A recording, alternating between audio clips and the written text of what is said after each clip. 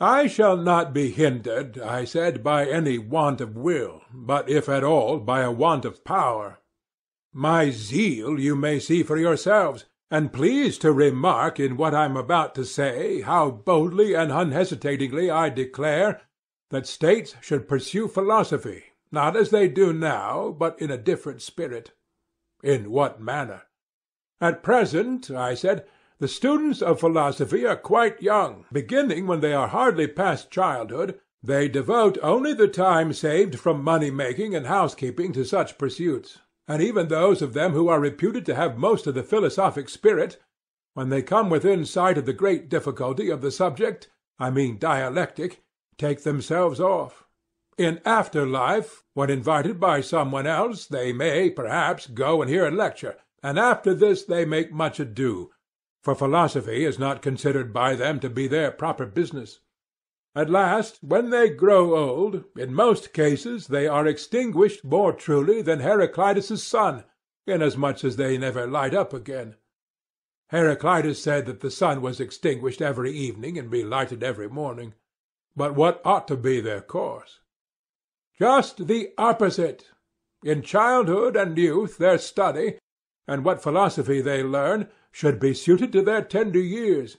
During this period, when they are growing up towards manhood, the chief and special care should be given to their bodies, that they may have them to use in the service of philosophy. As life advances and the intellect begins to mature, let them increase the gymnastics of the soul. But when the strength of our citizens fails, and is past civil and military duties, then let them range at will and engage in no serious labor, as we intend them to live happily here, and to crown this life with a similar happiness in another. How truly in earnest you are, Socrates, he said. I am sure of that. And yet most of your hearers, if I am not mistaken, are likely to be still more earnest in their opposition to you, and will never be convinced, Thrasymachus least of all. Do not make a quarrel, I said, between Thrasymachus and me, who have recently become friends, although, indeed, we were never enemies. For I shall go on striving to the utmost until I either convert him and other men, or do something which may profit them against the day when they live again, and hold the like discourse in another state of existence. You are speaking of a time which is not very near. Rather, I replied, of a time which is as nothing in comparison with eternity. Nevertheless, I do not wonder that the many refuse to believe, for they have never seen that of which we are now speaking realized. They have seen only a conventional imitation of philosophy, consisting of words artificially brought together, not like these of ours having a natural unity. But a human being who in word and work is perfectly moulded, as far as he can be, into the proportion and likeness of virtue, such a man ruling in a city which bears the same image, they have never yet seen, neither one nor many of them. Do you think that they ever did? No, indeed. No, my friend. And they have seldom, if ever, heard free and noble sentiments, such as men utter when they are earnestly, and by every means in their power, seeking after truth for the sake of knowledge, while they look coldly on the subtleties of controversy, of which the end is opinion and strife, whether they meet with them in the courts of law or in society. They are strangers, he said, to the words of which you speak. And this was what we foresaw. And this was the reason why truth forced us to admit, not without fear and hesitation, that neither cities nor states nor individuals will ever attain perfection until the small class of philosophers whom we termed useless, but not corrupt, are providentially compelled, whether they will or not, to take care of the state, and until a like necessity be laid on the state to obey them, or until kings, or, if not kings, the sons of kings or princes, are divinely inspired with a true love of true philosophy. That either or both of these alternatives are impossible, I see no reason to affirm. If they were so, we might indeed be justly ridiculed as dreamers and visionaries. Am I not right? Quite right. If, then, in the countless ages of the past, or at the present hour in some foreign clime which is far away and beyond our ken, the perfected philosopher is, or has been, or hereafter shall be, compelled by a superior power to have the charge of the state, we are ready to assert to the death that this our constitution has been, and is, yea, and will be, whenever the muse of philosophy is queen. There is no impossibility in all this. That there is difficulty, we acknowledge ourselves. My opinion agrees with yours, he said. But do you mean to say that this is not the opinion of the multitude? I should imagine not, he replied. Oh, my friend, I said, do not attack the multitude. They will change their minds, if, not in an aggressive spirit, but gently and with the view of soothing them and removing their dislike of over-education, you show them your philosophers as they really are, and describe, as you were just now doing, their character and profession, and then mankind will see that he of whom you are speaking is not such as they supposed. If they view him in this new light, they will surely change their notion of him, and answer in another strain.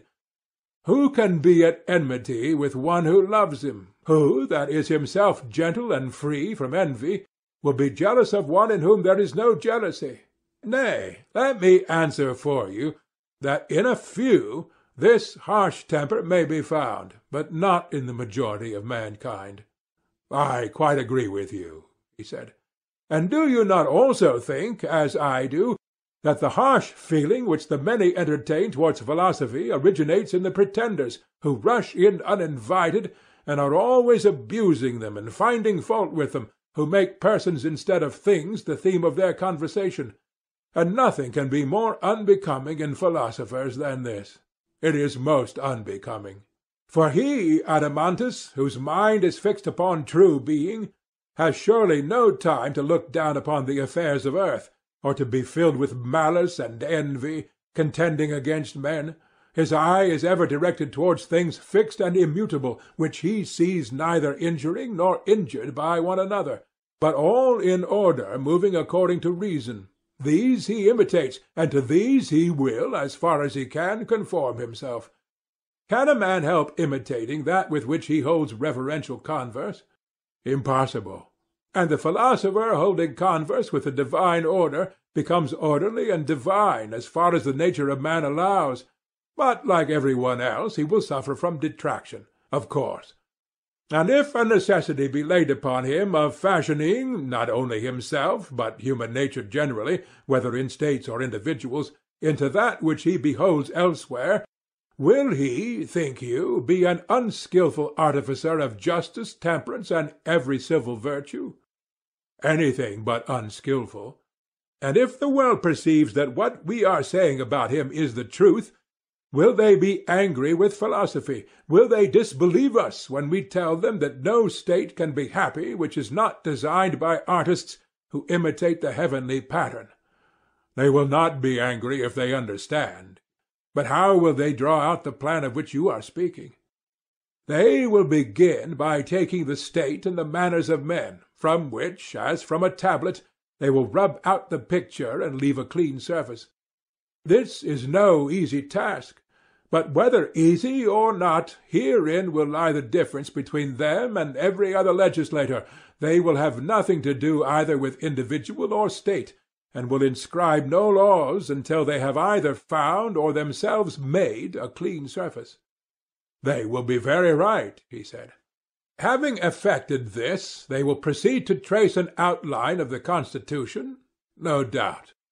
And when they are filling in the work, as I conceive, they will often turn their eyes upwards and downwards.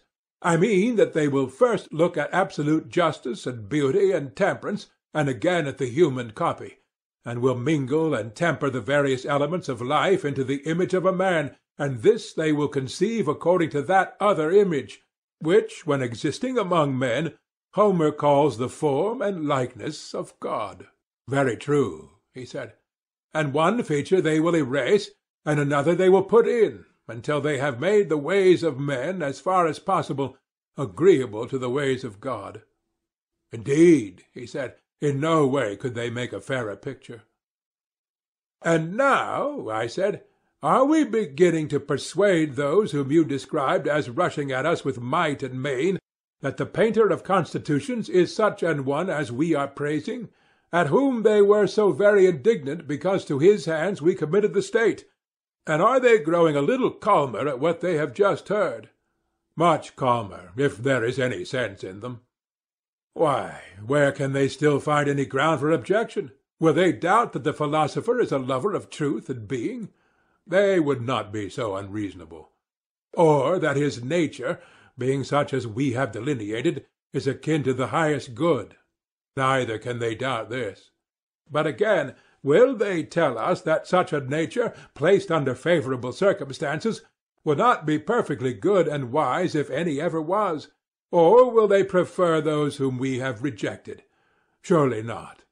Then will they still be angry at our saying that until philosophers bear rule, states and individuals will have no rest from evil, nor will this our imaginary state ever be realized? I think that they will be less angry. Shall we assume that they are not only less angry, but quite gentle, and that they have been converted, and for very shame, if for no other reason, cannot refuse to come to terms? By all means, he said. Then let us suppose that the reconciliation has been effected.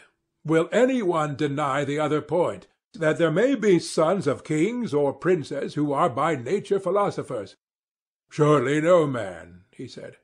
And when they come into being, will any one say that they must of necessity be destroyed?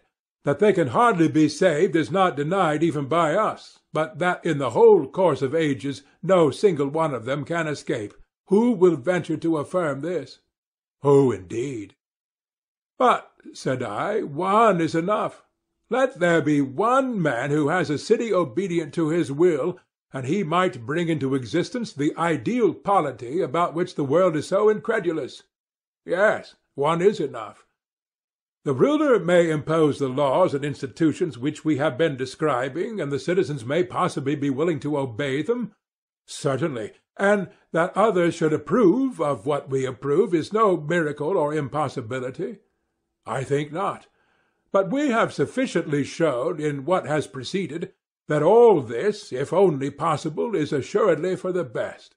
We have. And now we say not only that our laws, if they could be enacted, would be for the best, but also that the enactment of them, though difficult, is not impossible. Very good. And so with pain and toil we have reached the end of one subject.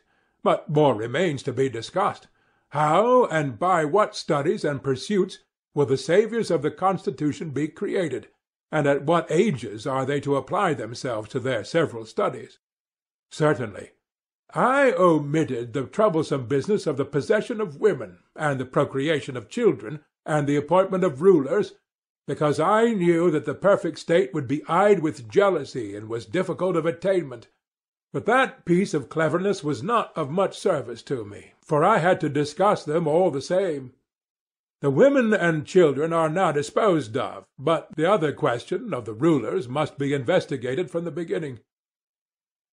We were saying, as you will remember, that they were to be lovers of their country, tried by the test of pleasures and pains, and neither in hardships, nor in dangers, nor at any other critical moment were to lose their patriotism. He was to be rejected who failed, but he who always came forth pure, like gold tried in the refiner's fire, was to be made a ruler, and to receive honours and rewards in life and after death. This was the sort of thing which was being said. And then the argument turned aside and veiled her face, not liking to stir the question which has now arisen. I perfectly remember, he said. Yes, my friend, I said, and I then shrank from hazarding the bold word. But now let me dare to say that the perfect guardian must be a philosopher.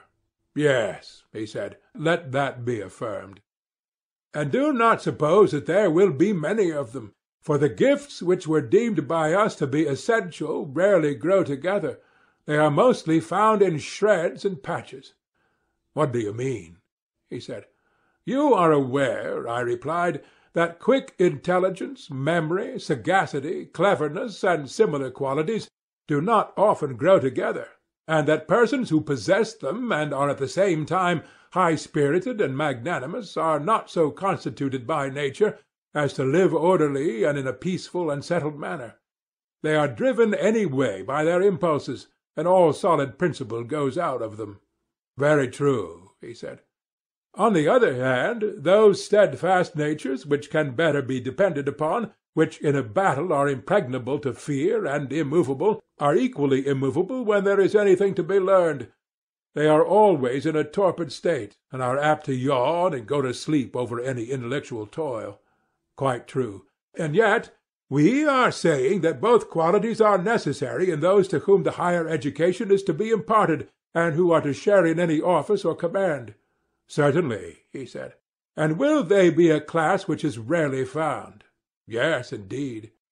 Then the aspirant must not only be tested in those labours and dangers and pleasures which we mentioned before, but there is another kind of probation which we did not mention. He must be exercised also in many kinds of knowledge, to see whether the soul will be able to endure the highest of all, or will faint under them, as in any other studies and exercises. Yes, he said, you are quite right in testing him. But what do you mean by the highest of all knowledge? You may remember, I said, we divided the soul into 3 parts, and distinguished the several natures of justice, temperance, courage, and wisdom. Indeed, he said, if I had forgotten, I should not deserve to hear more. And do you remember the word of caution which preceded the discussion of them? To what do you refer? We were saying, if I am not mistaken, that he who wanted to see them in their perfect beauty must take a longer and more circuitous way, at the end of which they would appear, but that we could add on a popular exposition of them on a level with the discussion which had preceded. And you replied that such an exposition would be enough for you, and so the inquiry was continued in what to me seemed to be a very inaccurate manner. Whether you were satisfied or not, it is for you to say. Yes, he said, I thought and others thought that you gave us a fair measure of truth. But, my friend, I said, a measure of such things which in any degree falls short of the whole truth is not fair measure. For nothing imperfect is the measure of anything, although persons are too apt to be contented, and think that they need search no further. Not an uncommon case when people are indolent. Yes, I said, and there cannot be any worse fault in a guardian of the state and of the laws. True. The guardian, then, I said, must be required to take the longer circuit, and toil at learning as well as at gymnastics, or he will never reach the highest knowledge of all, which, as we were just now saying, is his proper calling. What? He said, is there a knowledge still higher than this, higher than justice and the other virtues? Yes, I said, there is. And of the virtues too we must behold not the outline merely, as at present. Nothing short of the most finished picture should satisfy us. When little things are elaborated with an infinity of pains, in order that they may appear in their full beauty and utmost clearness, how ridiculous that we should not think the highest truths worthy of attaining the highest accuracy! A right noble thought. But do you suppose that we shall refrain from asking you what is this highest knowledge? Nay, I said, ask if you will. But I am certain that you have heard the answer many times, and now you either do not understand me, or, as I rather think, you are disposed to be troublesome.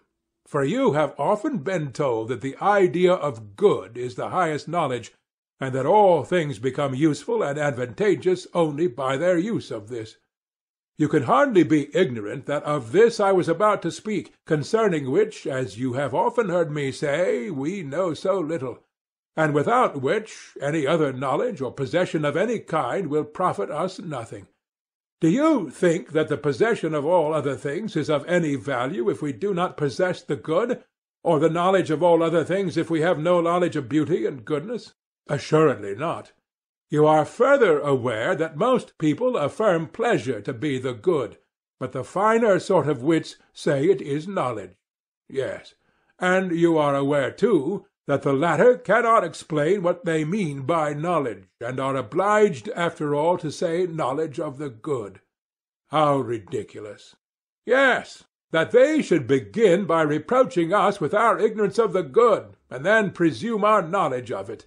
For the good they define to mean knowledge of the good, just as if we understood them when they use the term good. This is, of course, ridiculous. Most true, he said.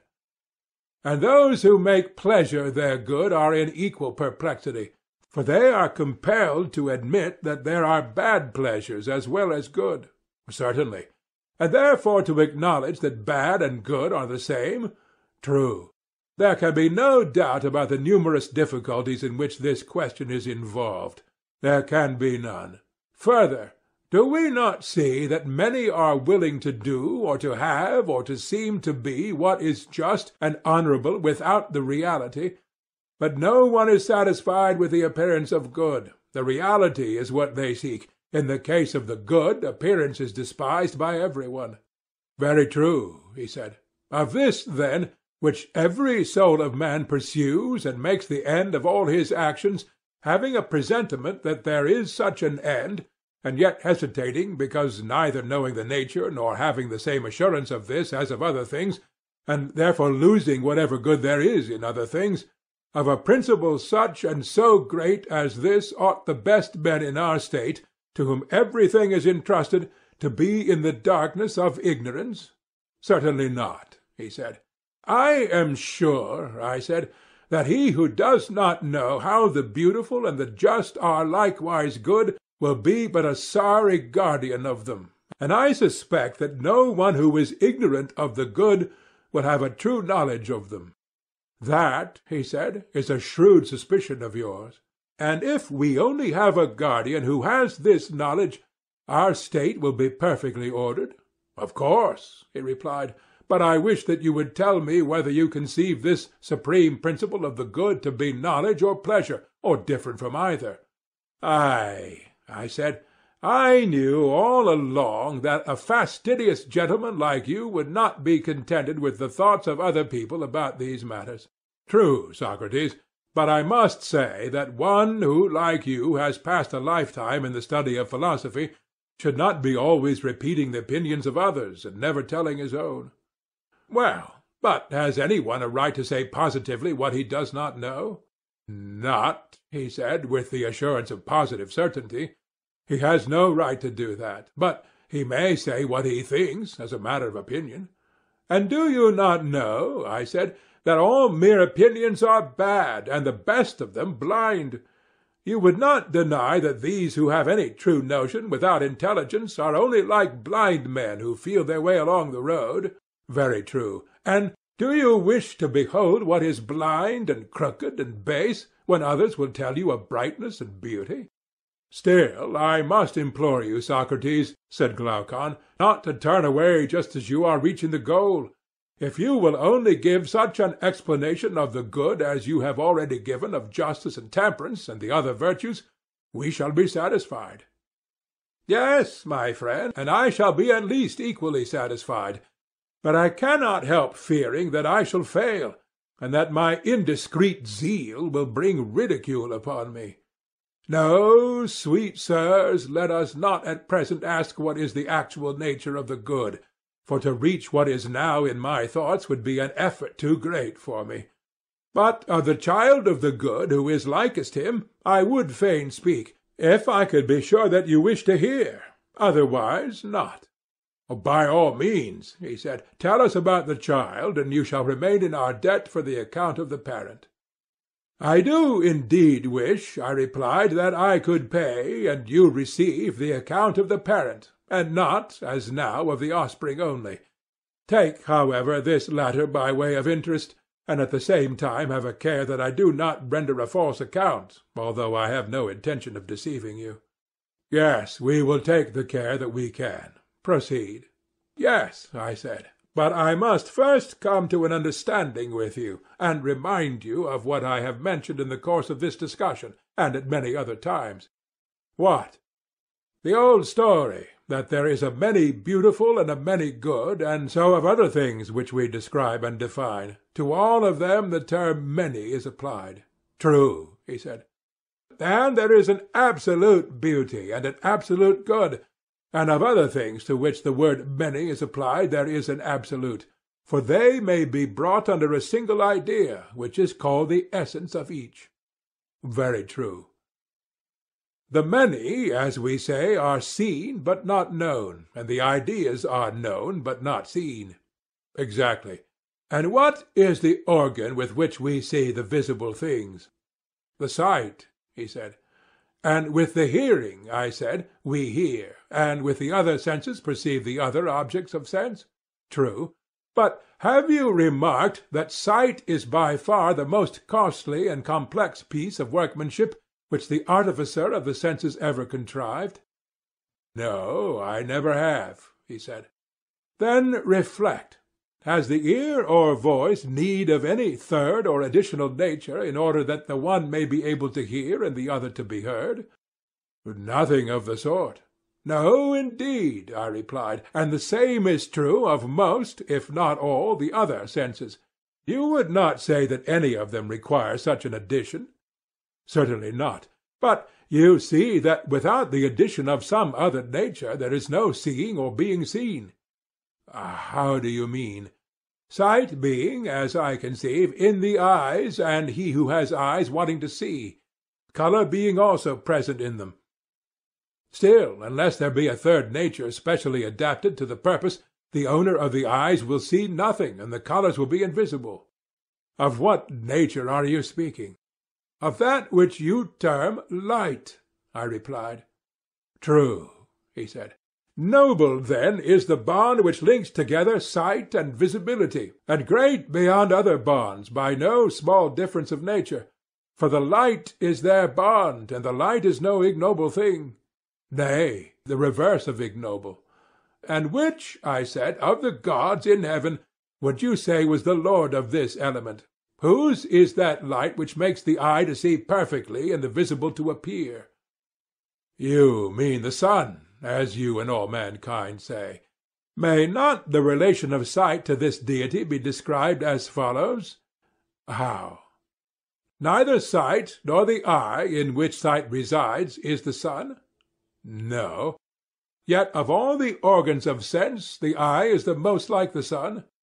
By far the most. And the power which the eye possesses is a sort of effluence which is dispensed from the sun? Exactly. Then the sun is not sight, but the author of sight, who is recognized by sight. True, he said. And this is he whom I call the child of good, whom the good begat in his own likeness, to be in the visible world, in relation to sight and the things of sight, what the good is in the intellectual world in relation to mind and the things of mind. Will you be a little more explicit? He said.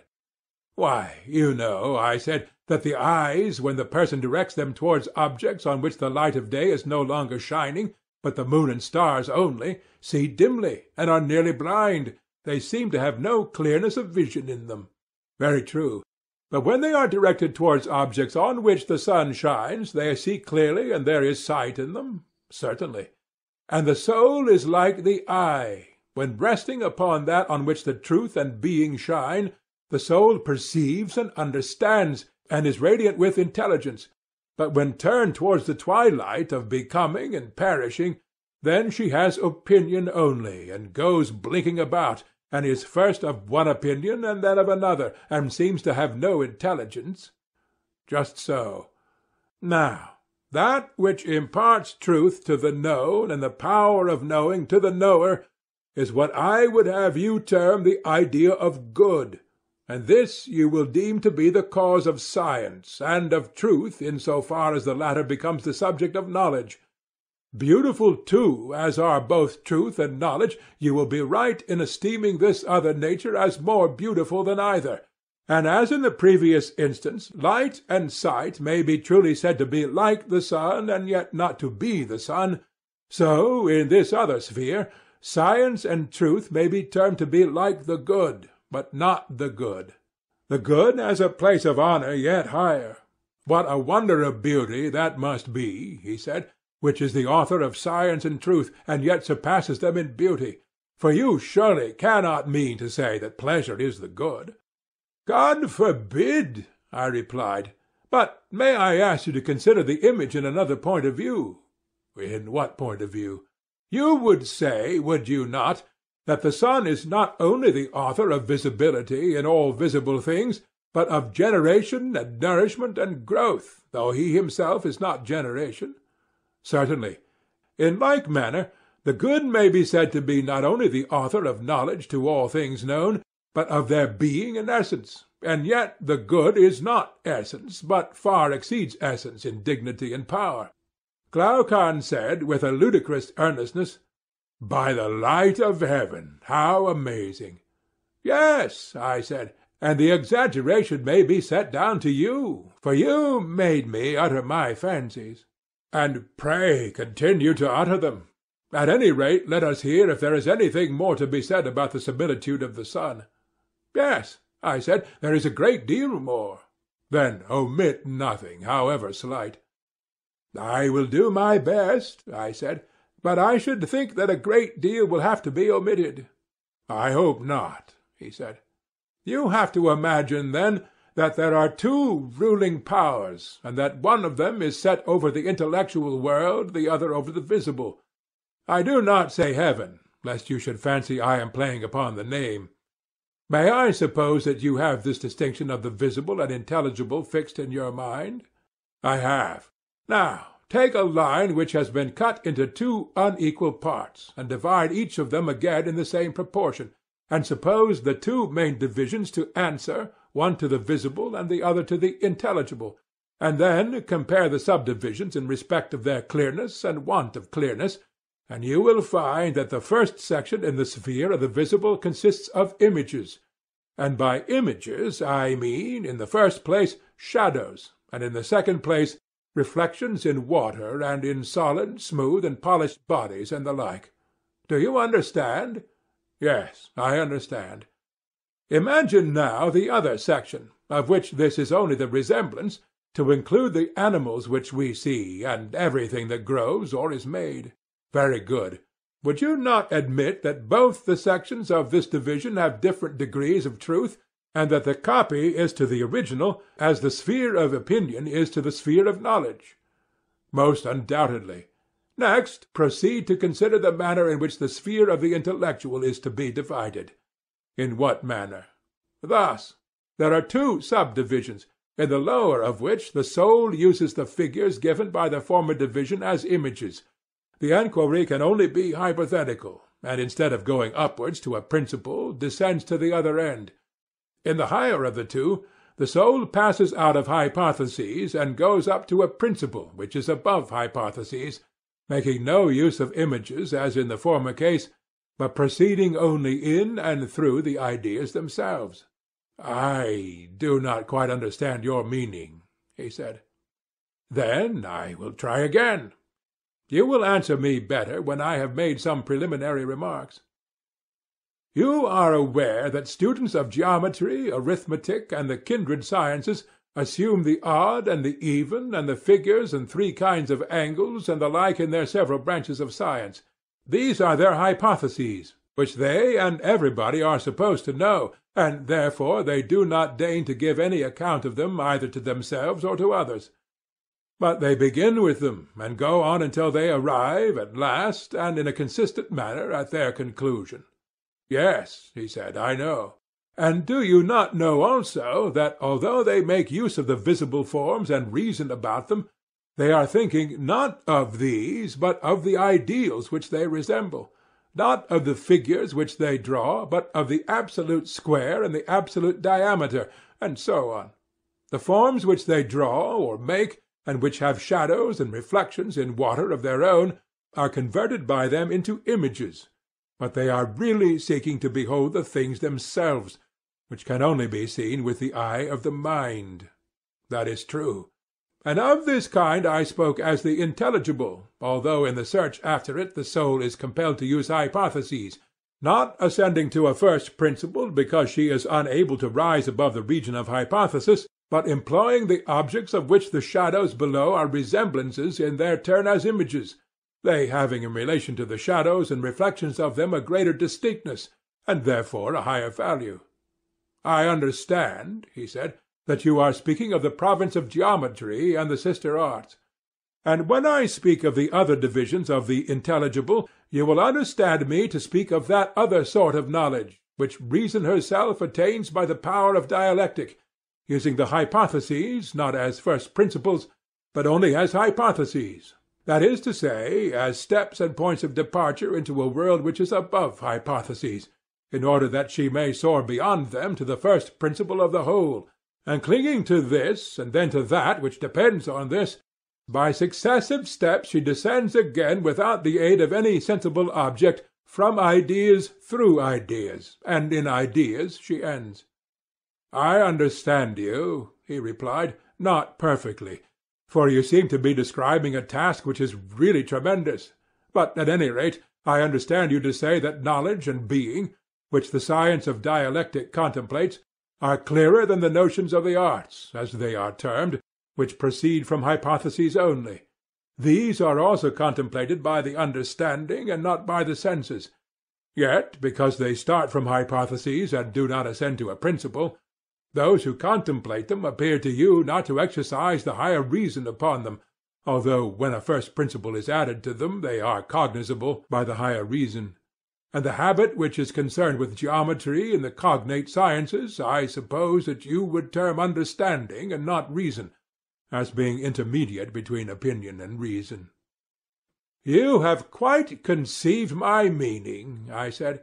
And now, corresponding to these four divisions, let there be four faculties in the soul: reason answering to the highest, understanding to the second, faith or conviction to the third, and perception of shadows to the last. And let there be a scale of them, and let us suppose that the several faculties have clearness in the same degree that their objects have truth. I understand, he replied, and give my assent, and accept your arrangement.